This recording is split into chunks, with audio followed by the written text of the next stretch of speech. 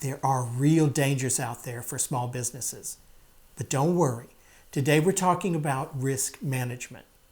So watch the intro and watch your back. Hi, I'm John, and this is Bogdan. Join us on our journey as we figure out how to earn a living as artists, introduce you to those we meet, and share what we learn along the way. There are 3 elements to managing risk: risk perception, risk assessment, and risk management.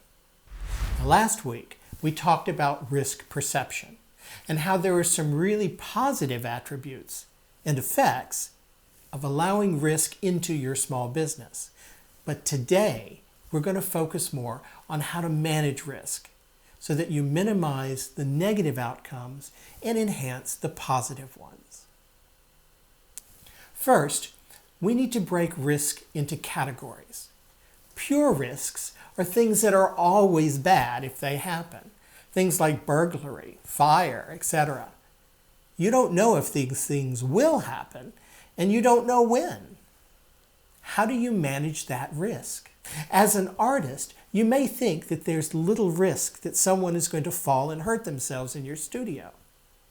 But as photographers, we know that lights on tripods can be very unstable, so we carry insurance. I remember when we were working on a real estate shoot for a new home, when Bogdan's tripod fell and the lens of the camera took a big chunk out of the newly painted drywall. What are the chances that that could happen? And it wasn't only the fear that we would need to be covered for damaging the home. We also can't do our jobs if that lens is broken. You can't be a photographer without a camera. We have insurance coverage for those kinds of eventualities, where one relatively small accident could cost us everything we own or stop our business in its tracks.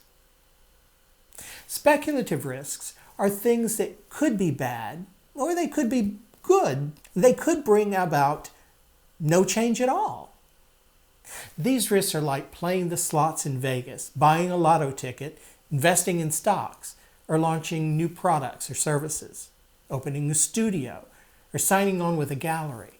In these cases, we would need to spend a bit more consideration not only of the risks happening or not, but gradients of risk throughout the process of a relationship. It's so important not to catastrophize when we're evaluating risks. I know that I could trip on the rug I have upstairs in the hall. I've never tripped before, but I catch my foot on the corner regularly. I know if I were to slip, I could fall over the railing and drop down to my death at the bottom of the stairs. But the carpet is really pretty, and I bought it on a trip to Tunisia, and it looks really good where it is. I'm comfortable with the risk because I surmise that the chance of something catastrophic occurring because of my rug are really slim. Yet when I'm flying on a plane, which is probably much safer than walking across my throw rug, I'm a nervous wreck. And I think it's largely due to control.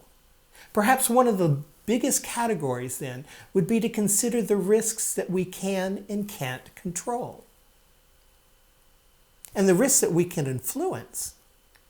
An example of that is I can control my studio. I can control the safety issues there, make changes as needed, and close the door whenever I want.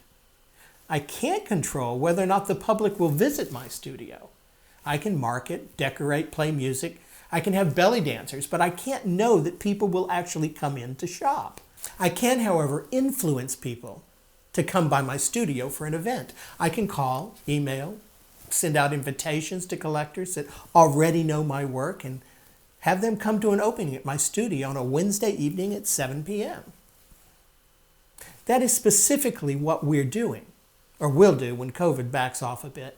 We're not making the sales that we'd like to from opening the studio to the public, so we're going to begin regular invitational events that bring in selected patrons and collectors that we already know.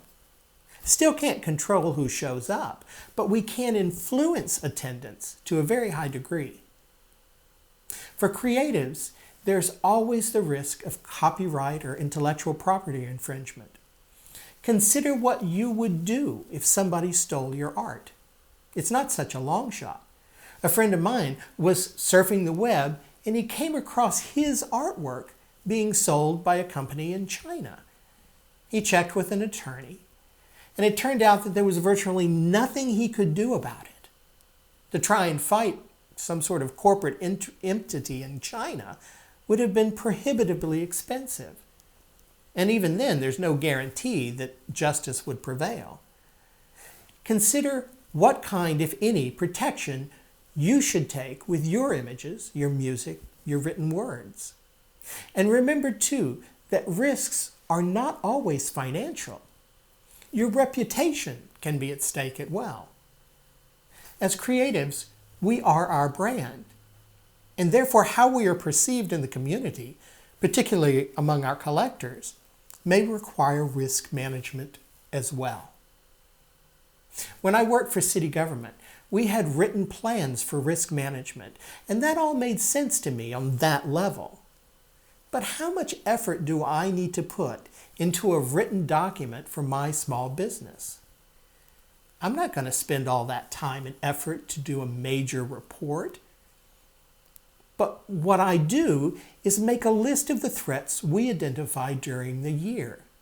Then when it comes time to review our goals, we reevaluate each year what and whether we need to do to assess that kind of threat. Some things can be taken off the list while others stay. I mentioned insurance. That's a non-negotiable for us. We fly drones, take equipment into other people's property, and many of the businesses we work require that we carry a certain level of insurance before they'll even work with us. What we're considering now is whether or not we need to continue to pay for legal protection. We use a service called Legal Shield and have been quite happy with it.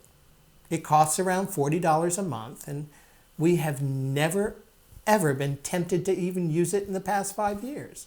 We need to determine how much liability our business carries, particularly now that we work primarily in fine art.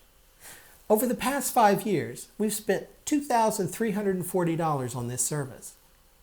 We need to weigh out what it would cost us to hire an attorney should something awful happen, or if we were to get sued. While the insurance costs us more, we wouldn't consider dropping our policy. But legal representation at the ready? I'm not so sure. Thanks for watching. Join me next week when we'll talk about how to improve our self-motivation as small creative entrepreneurs. Have a great week, and I'll see you then. Bye.